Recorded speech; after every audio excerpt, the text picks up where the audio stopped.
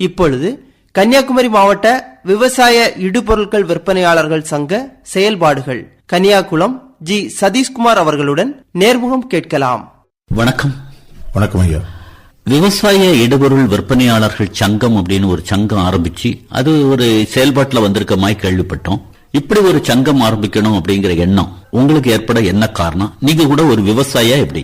ஐயா, அடிப்படையில நான் ஒரு விவசாய குடும்பத்தை சார்ந்தவன் தான். என்னுடைய முன்னோர்கள் விவசாயத்தில் காட்டி வந்த ஈடுபாடு என்னையும் அதில் ஈர்க்க சேர்ந்தது. பின்னர் இந்த விவசாயம் மக்களுக்கு துணை புரிய உரக்கடைகள் சொல்லல, விவசாய இடுபொருள் வியாபாரிகள் கிராமங்கள் எல்லா இடமும் இருக்குது சார்.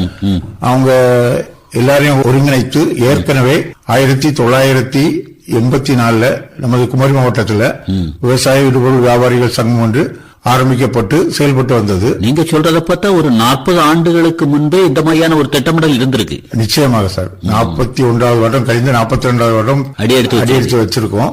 இந்த சங்கத்தை பொறுத்த மட்டும் என்னன்னா, இன்றைய தினம் 165 உறுப்பினர்களை கொண்டு செயல்படுகிறது கன்னியாகுமரி மாவட்டத்தில். சரி. தமிழ்நாடு அளவில் அனைத்து மாவட்டங்களையும் உள்ளடக்கி 10,000 உறுப்பினருக்கு மேலாக இருக்கிறார்கள்.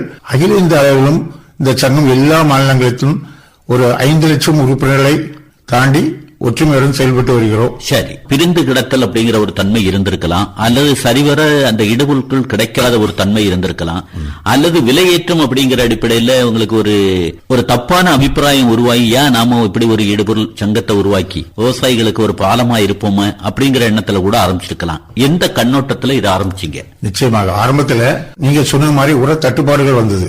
உர வியாபாரத்தில் நிறைய இடையூறுகளும் இன்னல்களும் இருந்தன.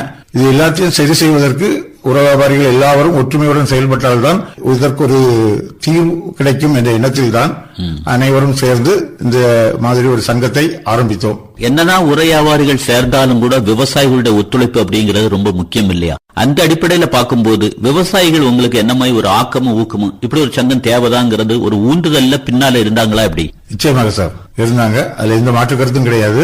அவர்களுக்கு அதை சொல்ல போனா இந்த விவசாயத்துக்கு தேவைப்படும் ரசாயன உரங்கள் ஒரு 30% தொடக்க வேளாண்மை கூட்டுறவு சங்கங்கள் வாயிலாகவும் 70% தனியார் உரக்கடைகள் வாயிலமாக தான் செல்கிறது. அதிலும் குறிப்பாக சொல்ல போனா இந்த தனியார் உரக்கடைகள் தான் குறிப்பா சொல்ல போனா திருவட்டார் குலசேரம் இந்த பகுதிகளில் அதிகாலை 5 மணிக்கே கடைகளை திறந்து விடுவார்கள். இந்த காலையில தோட்டங்களுக்கு எஸ்டேட் போன்ற பகுதிகளுக்கெல்லாம் உரம் எடுத்துட்டு போறவங்க அதிகாலையில 5 மணிக்கு கடை திறந்தா அவங்களுக்கு வசதியா இருக்கும் காலையில எடுத்து கொண்டு போறதுக்கு. அதே மாதிரி தனியார்ல என்னன்னா நீங்க 1 கிலோ 1/2 கிலோ கேட்ட விட நிறுத்து விவசாயிகளுக்கு கொடுப்போம். அவங்களுக்கு தேவைக்கேற்ற அங்க போனீங்கன்னா நீங்க மூட கணக்கில் தான் வாங்கணும் எங்க சொசைட்டிகள்ல. ஆனா இங்க அது மட்டும் இல்ல, அப்புறம் விவசாய ஆலோசனைகள் நிறைய வழங்குவோம். இந்த பயிருக்கு இந்த உரத்தை போடுங்க, இந்த நோய்க்கு இந்த மருந்து அடிங்க அப்படி அந்த மாதிரி ஒரு ஆலோசனை கொடுக்குறீங்க. அப்படிங்கும் போது உங்களுக்கு அரசு ரீதியா ஒரு முறையான பயிற்சி எடுத்த விற்பனையாளர்கள் அப்படிங்கிற மாதிரி உங்களுடைய உர நிறுவனங்கள்ல இருப்பாங்களா? அப்படி கண்டிப்பா சார். அதாவது 2017 வரை இங்க உரக்கடை உரிமை எடுப்பதற்கு பெரிய கட்டுப்பாடுகள் கிடையாது. ஆனா நீங்க இப்ப சொன்ன மாதிரி இந்த விவசாயிகளுடைய குறைகளை தீர்க்கணும்னா எங்களுக்கும் டெக்னிக்கலா கொஞ்சம் நாளைக்கு தெரியணும். என்ன நோய், என்ன பூச்சி, அதுக்கு என்ன மருந்து கொடுக்கறது, என்ன உரம் பரிந்துரை பண்றது, அது வேணுமே. அதுல தவறா போயிடக்கூடாதுங்கிறதுனால நம்முடைய மத்திய அரசாங்கம் 2018 மத்திய அரசு வேளாண்மை அமைச்சகம் உரக்கடை நடத்துறவங்க எல்லாரும் குறைந்தபட்ச ஒரு கல்வி தகுதி வேண்டும், அடிப்படை தகுதி வேணும்னு அவங்க நிர்ணயிச்சாங்க. சரி. அதுபடி டிப்ளமோ இன் அக்ரி இன்புட்ஸ் அப்படிங்கிற ஒரு கோர்ஸ் 1 வருட பயிற்சியை எல்லா உரக்காலம் படிச்சிருக்கணும், பாஸ் ஆகிருக்கணும். அது நல்ல பயிற்சி சார். ஒரு வருடம்னாலும் ஒரு 6 பேப்பர் கொடுத்தாங்க. சரி. நீங்க நமக்கு திருப்பதி சாரம் கேவிக்கே அங்கதான் நாங்க படிச்சோம்.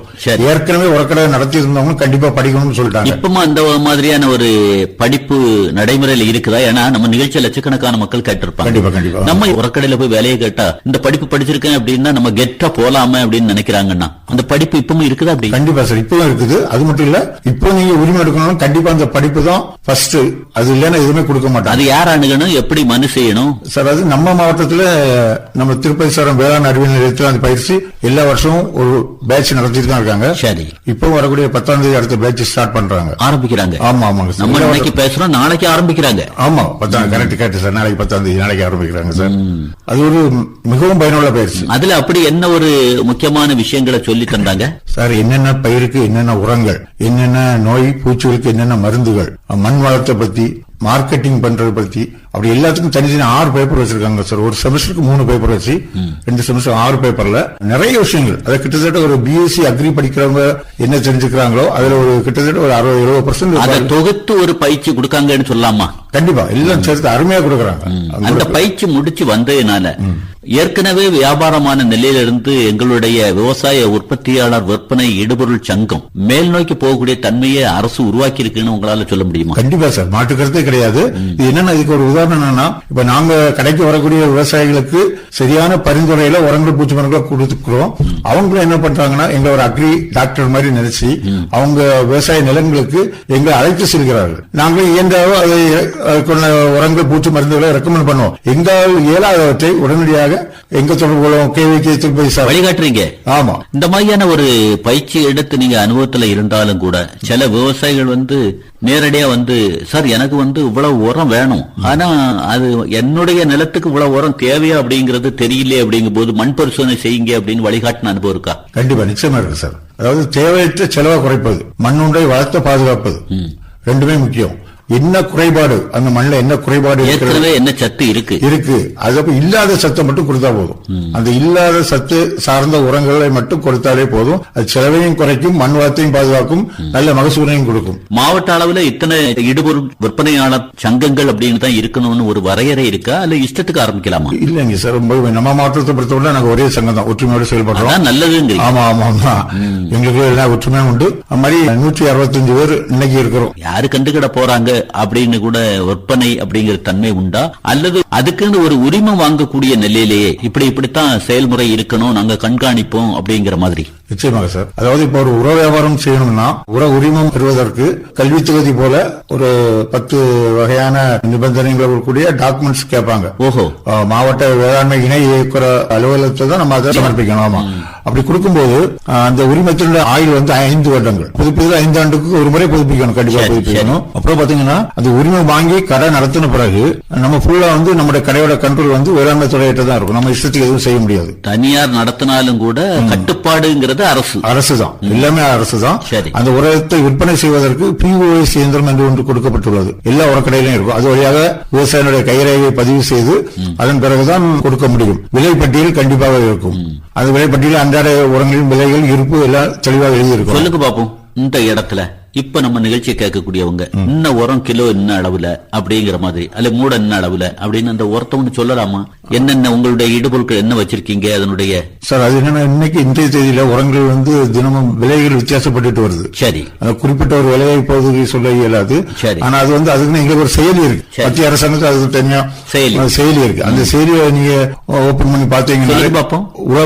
உழவன் செயலி, உழவன் செயலிங்கிறத இப்ப உழவர் செயலின்னு மரியாதையா மாத்திட்டாங்க. உழவர் செயலி, அது வழியா விவசாயிகள் தெரிஞ்சுக்கலாம், எல்லாம் தெரிஞ்சுக்கலாம். எந்தெந்த கடையில என்ன உரம் இருக்குன்னு வரைக்கும் தெரிஞ்சுக்கலாம். அதுவும் விவசாயத்துறை அதிகாரிகள் வருவாங்க. எப்ப வேணாலும் எந்த கடைக்கு வேணாலும் வரலாம். சரி, அவங்க ஆய்வு மேற்கொள்ளும் போது எல்லாம் கரெக்டா இருக்கணும். இல்லைன்னா கண்டிப்பா அந்த கடையின் மீது தக்க நடவடிக்கை. வேப்ப முன்னாக்கு வியாபாரம் உண்டா? வேப்ப முன்னாக்கு வியாபாரம் உண்டு சார். வியாபாரம் உண்டு. அது கூட நிறைய மக்கள்கிட்ட ஒரு திருப்தியான நிலை இல்லையே, என்ன காரணம் சார்? கடந்த காலங்கள் அப்படி இருந்தது. எப்படி? நீங்க சொல்ற மாதிரி ஒரு சில தயாரிப்பாளர் தயாரிச்சு கொடுக்கறதான் நாங்க விற்பனை செய்யறோம். சரி, நம்ம யாரும் தயார் பண்றது இல்ல. இப்போ இந்த மத்திய அரசு புதிய சட்டம் கொண்டு வந்திருக்கு. வேப்ப முன்னாக்கையும் அந்த FCO ஃபெர்டிலைசர் கண்ட்ரோல் ஆர்டர்களை கொண்டு வந்துட்டாங்க. அதனால வேப்ப முன்னாக்கு விற்கிறதுக்கும் தனியா ஃபார்ம் ஒன்று வாங்க வேண்டும். சரி, அதுவும் பில்லோடி தான் இருக்க வேண்டும். கடுமையான நெருக்கடி கொடுத்து இப்போ சமீப காலமா அவர்களுடைய வேப்ப முன்னாக்கு, இயற்கை உரங்கள் எல்லாத்துக்கும் மத்திய அரசு முன்னுரிமை கொடுக்கறாங்க. லைசன்ஸ் உரிமம் அப்படிங்கறது எப்படி எடுத்தீங்க? சிரமமா இருந்தா ரொம்ப லெகுவா கிடைச்சதா? அதாவது லைசன்ஸ் ஒரு டீலர் பாத்தீங்கன்னா உரிமம் வழங்குவது தமிழ்நாடு அரசு. சரி, கண்காணிப்பு மத்திய அரசா? கண்காணிப்பு மாநில அரசு. ஓவராலா எல்லாரையும் கண்ட்ரோல் பண்றது மத்திய அரசு. சரி சரி. ஆனா இப்போது மத்திய அரசின் பல திட்டங்கள் இந்த உரங்களை இந்த POS இயந்திரத்தில் முதல்ல கொண்டு வந்தது. அது ஒரு நல்ல ஒரு முறை. முதலாவது எல்லாரும் தானோன்னு இருந்த இடத்துல இப்படித்தான் போகணும்னு ஒரு அட்டவணைப்படுத்தல் இல்லையா? கண்டிப்பா கண்டிப்பா. அதன் பிறகு எல்லா உரங்களும் அனுமதி இல்லாம விற்க கூடாதுன்னு ஒண்ணு கொண்டு வந்தாங்க. உங்க இடுபொருள் சங்கம் எந்த கிராமத்துல இருக்கு சார்? இப்ப நாகர்கோவில் எங்களுடைய தலைமை அலுவலகம் நாகர்கோவில் ஒளிநேசேரியில் இருக்கு சார். இப்ப சொல்லுங்க, இந்த விவசாய இடுபொருள்கள் விற்பனையாளர் சங்கத்துல அன்றாட நடவடிக்கைகள்ல என்னென்ன உரங்கள் இருக்குது, விவசாயிகள் எதிர்பார்க்கிற மாதிரி வந்து இல்ல அப்படின்னு ஏமாந்து போற தன்மையா? அது உரங்களுடைய சப்ளையை பொறுத்தது சார். கம்பெனிக்காரங்க சில டைம்ல கரெக்டா கொடுத்துருவாங்க, சில சீசன்ல. சில உரங்கள் ரசாயன உரங்கள் வெளிநாட்டுல இருந்து வரக்கூடியது. சரி, அதனுடைய வருகையை பொறுத்து இருக்கு. மானியம் அப்படிங்கறது வெளிப்படையா விவசாயிகளுக்கு தெரிய இல்ல, மத்திய அரசினுடைய மானியம் அப்படின்னு ஒரு தகவல் இருக்குத. பொதுவா சொல்லுங்க, எந்தெந்த உரத்துல என்ன மாதிரி மானியம்? சார், ஒரு உரங்களுக்கு ஒரு டைப்பான மானியம் இருக்கு சார். சரி, அந்த மானிய உரங்களை நம்ம பிஓசி இயந்திரத்தில் போட்டு தான் விற்க முடியும். For example urea, potash, DAP, ammonium sulphate, இந்த மாதிரி குறிப்பிட்ட 5-6 உரங்கள் தான் மானியம் கொடுக்கறாங்க, பேட்டாம்பாஸ். அதனால அது பிஓசி இயந்திரம் வழியா தான் அது விற்க முடியும், தனிப்பட்ட முறையில் அது விற்க முடியாது. சரி. ஆனா ஃபார் எக்ஸாம்பிள் இன்னைக்கு யூரியா மூட்டை ஒன்றுக்கு 285 ரூபாய் விலை எம்ஆர்பி போட்டிருப்பாங்க. ஆனா அதனுடைய ஒரிஜினல் விலை 2200 முதல் 2500 ரூபாய் வருது. அவ்வளவு மானியம், பாக்கி அவ்வளவு மானியம் தான் கொடுக்கறாங்க. ஆனா விவசாயிகளுக்கு நீங்க புரிய வைக்கிறீங்களா? சொல்றோம் சார், கண்டிப்பா சொல்றோம். அதுமாதிரி எல்லா உரங்களுக்கும் மத்திய அரசு நிறைய மானியம் கொடுக்கறாங்க சார். சரி, முழுக்க முழுக்க ரசாயன உரங்கள் அப்படிங்கிற அடிப்படையிலயா அல்லது பூச்சிக்கொல்லி மருந்துகள், உயிர் உரங்கள் அந்த மாதிரி கூட உண்டுமா? ஆமாங்க சார். அதுவும் இயற்கை சார்ந்து உண்டுமா, செயற்கை சார்ந்தா? சார், இரண்டுமே இருக்கு சார். சில பயிருக்கு பாத்தீங்கன்னா சில மண்ணிற்கு நம்ம ரசாயன உரங்களை போட்டு பழகிட்டோம். இப்ப பாத்தீங்கன்னா பேட்டாம்பாஸ் உரம் இல்லாம கன்னியாகுமரி மாவட்டம் இல்ல. அது என்பிகே 3மே அதுல இருக்கு சார். எல்லாமே அதுல இருக்குது. அது மாதிரி கெமிக்கல் உரம் போட்டு பழகினதுனால அது இல்லாமலும் முடியாதுங்கிற ஒரு கண்டிஷன் வந்துருச்சு. சரி, அது அதிகமா பயன்படுத்துறதுனால மண் வளம் குறைஞ்சிருது. இப்ப அதை மேம்படுத்துறதுக்கு தான் இயற்கை உரத்தை கொண்டு வராங்க. மண்புழு உரம், நிறைய இயற்கை உரங்கள் இப்ப வந்திருக்குது. அந்த மாதிரியான இயற்கை உரங்கள் நம்ம மாவட்டத்திலேயே தயாராகி வருதா, இல்ல அதுவும் வெளி மாநிலங்களை எதிர்பார்த்தா இருக்க வேண்டியது இல்லை சார்? அது முன்னணி உர நிறுவனங்களே இப்ப தயார் பண்ணி கொடுக்கறாங்க. அது எங்களுக்கு மிக உதவியாக தான் இருக்கிறது. ஆனா விவசாயிகளிடம் சொல்லி புரிய வச்சு கொடுக்கறது தான் கொஞ்சம் கஷ்டம். அவங்க ரசாயன உரத்தை போட்ட உடனே ஏதாவது ரிசல்ட் தெரியும் பெயர்ல. ஆனா இயற்கை உரங்கள் அப்படி தெரியாது, கொஞ்சம் தெரியும். அதனால இப்ப சொல்லி கொடுக்கணும், அதே இதையும் போடுங்கன்னு சொல்லி டிபார்ட்மெண்ட் எங்களை ரொம்ப கேட்ட உடனே மருந்தை கொடுத்துருவேளா அல்லது அதுக்குன்னு பரிந்துரை சீட்டு மாதிரி எதிர்பார்ப்பேலாம்? சில விவசாயிகள் வேளாண்மை துறையில போய் கேட்டு எழுதி வாங்கிட்டு வருவாங்க, அதை பேஸ் பண்ணி கொடுப்போம். பிறகு மற்றவை எங்களோட அனுபவத்துல அந்த பயிருக்கு எவ்வளவு தேவையோ தேவையில்லாம வாங்க வேண்டாம்னு சொல்லி அதை ரெக்கமெண்ட் பண்ணி பரிசீலனை பண்ணி தான் கொடுப்போம் சார். இப்போ சமீபத்திலேயும் கூட மத்திய அரசு என்ன மாதிரியான ஒரு நிலைப்பாடு எடுத்தது அப்படின்னு சொன்னா, இந்த மாதிரி போலியான உரங்கள் விற்பனை பண்றாங்க, போலியான பூச்சிக்கொல்லி மருந்துகளை இது பண்றதுனால விவசாய விளைநிலங்கள் பாதிக்கப்படுது, விவசாயிகளுக்கு பொருளாதார இழப்பு ஏற்படுது அப்படிங்கிற மாதிரி இலவச அலைபேசி மாதிரி கொடுத்து அது வழியா நீங்க தொடர்பு கொண்டு அவங்களை காட்டி கொடுத்தீங்கன்னா அவங்க பேர்ல நடவடிக்கை எடுக்கப்படும் அப்படிங்கிற மாதிரி எல்லாம் சொன்னாங்களா? ஏன் இந்த மாதிரியான ஒரு எண்ணம் ஏற்படுது? செயல்பாட்டுல இந்த மாதிரி உங்களை மாதிரி இருக்கக்கூடியவங்க ஏதாவது தவறுதலா நடக்கிறதுக்கு வாய்ப்பு இருக்கா அல்லது விழிப்பை ஏற்படுத்துறாங்களா? சார், அதாவது எங்க வியாபாரிகள் செய்யல, இடைத்தரகர்கள் நிறைய பேர் இந்த மாதிரி வேலை பார்த்துட்டாங்க. அதனால ஏற்பட்ட விழிப்புணர்வு தான் அந்த மத்திய அரசு இதற்கு முடிவு வந்தது. ஒரு விவசாயிக்கு அதாவது என்ன நோய்க்கு இந்த மருந்து சரியா தெரியாம ஏதாவது மருந்து எடுத்து கொடுத்துருவாங்க. அதாவது எது அனுபவம் இல்லாதவங்க அந்த வேலையாட்களையும் கூட நீங்க சொன்ன மாதிரியான அந்த படிப்பு முடிச்சவங்களை வைக்கிறது நல்லது. கண்டிப்பா சார். இப்பவே பூச்சி மருந்துக்கு அந்த கடை உரிமையாளர் தான் படிச்சிருக்கணும் இல்ல, அந்த டிப்ளமா படிச்சவங்களை கூட வேலைக்கு வச்சுக்கலாம் அப்படிங்கிறது கூட மத்திய அரசு அப்படி கூட ஒரு வாய்ப்பை கொடுத்திருக்காங்க. தரம் என்னவாகும் உங்களுடைய உரத்தினுடைய தரத்தை நிர்ணயிக்க சார் எல்லா கடைகளிலும் சாம்பிள் எடுத்துருவாங்க அக்ரி டிபார்ட்மெண்ட்ல இருந்து. சரி, உரமாகட்டும் பூச்சி மருந்தாகட்டும் அவங்க மாதத்திற்கு இத்தனை சாம்பிள் எடுக்கணுங்கிற ஒரு சட்டமே இருக்கு அவங்களுக்கு. அதை பேஸ் பண்ணி எல்லா கடையிலும் வந்துருவாங்க.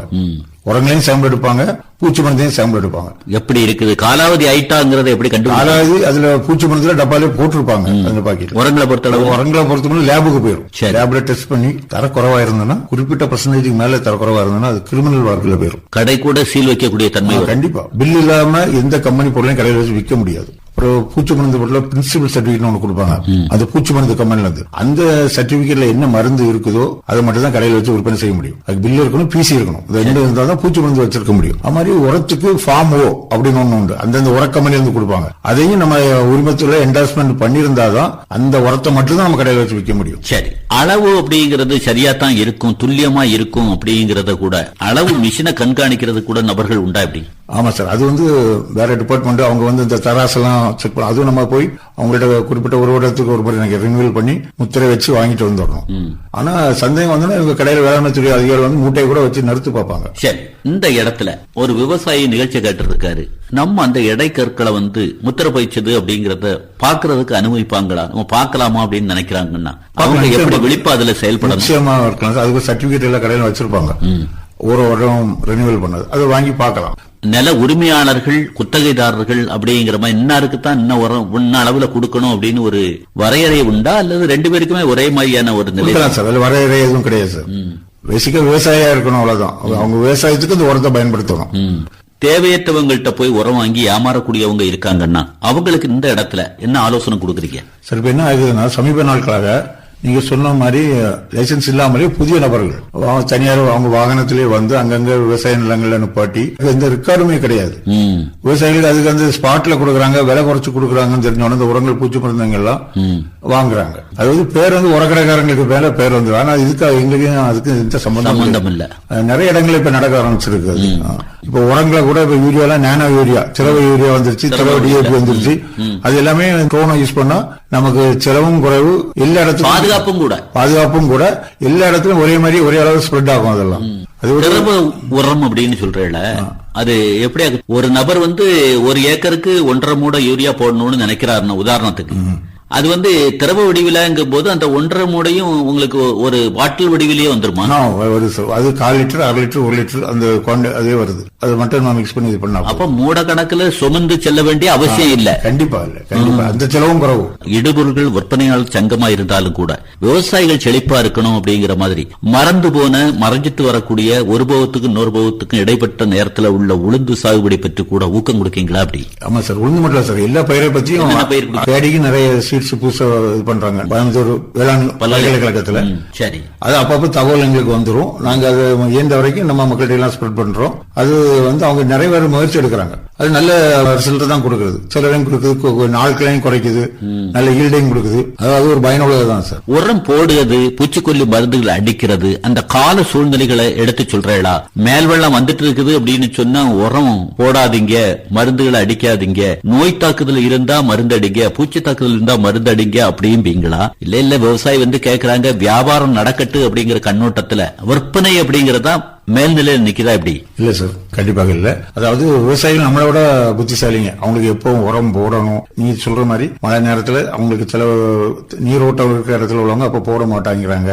மழை பெஞ்சுன்னா அந்த டைம்ல பூச்சி மருந்து அடிக்க மாட்டாங்க. அவங்களுக்கு நம்மளோட அனுபவம் ஜாஸ்தியா இருக்கும்ல, பெரியவங்க எல்லாம் நிறைய விவசாயிகள் இருக்காங்க. அவங்க சில விஷயங்கள் அவங்களே நமக்கு சொல்லி கொடுப்பாங்க. அந்த மாதிரி எல்லாம் இருக்கும். ஆமாமா. ஆனா அந்த விஷயத்துல வியாபார நோக்கத்துல யாருமே இங்க விற்பனை செய்ய முடியாது. என்னப்பா அப்படி கொடுக்குற, இது இப்ப தேவையா அப்படின்னு அவங்களே கேட்டுருவாங்க. அது மட்டும் விவசாய பயிற்சி கையெழுமே வேளாண்மைத்துறையில இருந்து கொடுக்குறாங்க. உங்க வழியா எங்க வழியாவும் கொடுக்குறாங்க. அவங்க டைரக்டாவும் இந்த விவசாயிகளுக்கு கிராமங்கள்லாம் நிறைய கொடுக்குறாங்க. அங்கங்கே கூட்டம் நடத்துறாங்க. நல்ல மக்களுக்கு அது ஒரு நல்ல ஒரு விழிப்புணர்வு இருக்கு. நீங்க இந்த சங்கம் ஆரம்பிச்சு எவ்வளவு நாட்கள் ஆகுது? கன்னியாகுமரி மாவட்டத்தில் 41 வருடங்கள் முடிஞ்சு இப்ப 42 வருடத்திலையும் இப்போ ஒரு சமீப நாட்களா சார் எங்களுக்கு வந்து அந்த செயற்கை உரங்கள், செயற்கை பூச்சிக்கொல்லி மருந்துகள் இந்த மாதிரி போறதை விட இப்ப படிப்படியா கொஞ்சம் இயற்கை சார்ந்த மருந்துகள், அந்த உரங்கள் எல்லாம் கேட்கறாங்க அப்படின்னு உங்களால சொல்ல முடியுதா? அல்லது அவ்வளவு விழிப்பு இயற்கை சார்ந்து வரலாங்கிறீங்களா? சார் இப்போ ஒரு சொல்ல போனா ஒரு 50% வந்துருச்சு. ஆனா வந்து இன்னும் வரணும். இன்னும் நாங்க எதிர்பார்க்கிறோம். இப்ப சென்னைக்கெல்லாம் பாத்தீங்கன்னா யாரும் உரமே வைக்க மாட்டாங்க நம்ம மாவட்டத்துல. அவங்க வந்து அந்த சாணம் மட்டும் தான் என்ன சொன்னாலும் கேட்க மாட்டாங்க. அவங்களே அவங்க தோட்டத்துல அதை காய வச்சு பதப்படுத்தி அவங்க அதை யூஸ் பண்றாங்க. ஆனா காய் நல்லா பிடிக்கதான் செய்யுது. ஆனா ரசாயனம் கொஞ்சம் வேணுங்கிறீங்க? கண்டிப்பா வேணும். பொட்டாஷ் எல்லாம் கண்டிப்பா தென்னை மரத்துக்கு பொட்டாஷ் கண்டிப்பாக தேவை. கொஞ்சம் வைக்கணும். நிறைவான கருத்தா என்ன ஆலோசனை கொடுக்கறீங்க? அதாவது விவசாயிகள் வந்து இன்னும் இந்த அவங்க கொஞ்சம் முன்னாடி பேசின மாதிரி அவங்க பயிர்களை பத்தி, அதுக்குள்ள இன்னும் வரக்கூடிய நோய்களை பத்தி, அதுக்கு என்ன உரம் வைக்கணுங்கிற விழிப்புணர்வு இன்னும் கொஞ்சம் கூட விவசாயிகளுக்கு வரணும். தெரிஞ்சுட்டு ஈடுபாடு காட்டணுங்கிறீங்க? ஆமா, கண்டிப்பா கண்டிப்பா. சும்மா நம்ம எல்லாரும் போடுறாங்க, பக்கத்து தோட்டக்காரன் இந்த உரம் போடுறான் அப்படி இப்படிலாம் சொல்லி வாங்கி போடவும் கூடாது. மண் பரிசோதனை செய்யணும். அதெல்லாம் ஒரு சின்ன விஷயம் தான். ஆனா அதெல்லாம் செய்யணும். அவங்க கண்டிப்பா செய்யணும். மண் பரிசோதனை செய்து அதுக்கு தேவையான உரங்களை வாங்கி பயன்படுத்துறது, அது அவங்களுடைய பண செலவையும் குறைக்கும், நல்ல மகசூலையும் கொடுக்கும். அது நம்ம உடம்புக்கு என்ன தேவை அதான சாப்பிடணும். தேவையில்லாத போட்டு சாப்பிட்டா எப்படி நமக்கு வந்து முழு உடல் பரிசோதனை செய்து நம்மளை பாதுகாத்துக்கிடுவோமோ அதே மாதிரி மண்ணுக்கு வந்து நிலத்துக்கு வந்து ஆரம்பத்துல மண் பரிசோதனை அந்த நிலையை கடைபிடிக்கணும். கண்டிப்பா, நிச்சயமா சார். அது பல வழியிலும் அவங்களுக்கு விவசாயிகளுக்கும் நன்மை தரும். நன்மை தருங்கிறத விட கை காசு விரயம் இல்லாம தவிர்க்கலாங்கிறீங்க? நிச்சயமா சார், நிச்சயமா. உங்க அலிபேஷன் ஒண்ணு சொல்லலாமா? யாருக்காவது சந்தேகம் எழுது, சார் அந்த கடையில போய் இந்த உரத்தை வாங்கினேன் சார், எனக்கு இந்த மாதிரியான அந்த உரத்தை நிறத்தை பார்க்கும் போதே ஒரு வித்தியாசமா இருக்கு, அல்லது நான் இந்த பூச்சிக்கொல்லி மருந்து வாங்கினேன் காலாவதி ஆயிட்டா என்னன்னு தெரியல, அந்த டேட்டு கூட சரியா தெரியல அப்படிங்கிற மாதிரி எல்லாம் சந்தேகம் எழுதுன்னா அவங்க தொடர்பு கொள்ளணும்னு நினைக்கிறாங்கன்னா சொல்லலாமா? கண்டிப்பா சார், நிச்சயமாக. எந்த ஒரு குறைபாடுகள் இருந்தாலும் என்னுடைய அலைபேசி எண் 944335 9443. நான் கூட ஒருக்க சொல்லிக்கலாம் அப்படின்னு நினைக்கிறேன். அது சொல்லுங்க சார். 9443342423 இந்த அலைபேசி வாயிலா தொடர்பு கொள்ளும் போது இதுவரைக்கும் விவசாய பக்கம் அடி எடுத்து வைக்கல, இனிதான் 2 ஏக்கர் வாங்க போறேன் நெல் விவசாயம், அல்ல தென்னை சாகுபடியில ஈடுபாடு காட்ட போறேன், இல்ல வாழையில ஈடுபாடு காட்ட போறேன் அப்படின்னு நினைக்கிறாருன்னா முதல்ல உங்கள மாதிரி இருக்கக்கூடியவங்கள்ட்ட இந்த அலைபேசி வாயிலா தகவலை கேட்டுட்டு ஈடுபாடு காட்டினா அவருடைய விவசாய விளைநில பரப்புல வரக்கூடிய மகசூல் ரீதியா அவருக்கு என்ன ஒரு மகிழ்ச்சி ஏற்படும்னு நினைக்கிறீங்க? நிச்சயமாக நல்ல ஒரு மாறுதலை கொடுக்கும் சார். அவருடைய மன நிறைவா அவர் தொடர்ந்து இன்னும் விவசாயம் செய்வதற்கு அவரை தூண்டுகோலாக கண்டிப்பாக இருக்கு, சந்தேகம் இல்லை சார். ஆக குமரி பண்பலைக்காக அற்புதமான தகவல்களை உதிர்த்திருக்கீங்க. அமைதியா சொன்னாலும் கூட அழுத்தமா கருத்தை பதிவு செய்திருக்கீங்க. உங்களுக்கு குமரி பண்பலை சார்பாக மனமார்ந்த நன்றி. நன்றிங்க ஐயா. இதுவரை கன்னியாகுளம் ஜி சதீஷ்குமார் அவர்கள் பங்கு பெற்ற கன்னியாகுமரி மாவட்ட விவசாய இடுபொருட்கள் விற்பனையாளர்கள் சங்க செயல்பாடுகள் நேர்முகம் கேட்டீர்கள். உடன் உரையாடியவர் தேரூர் சிவசுப்பிரமணிய பிள்ளை.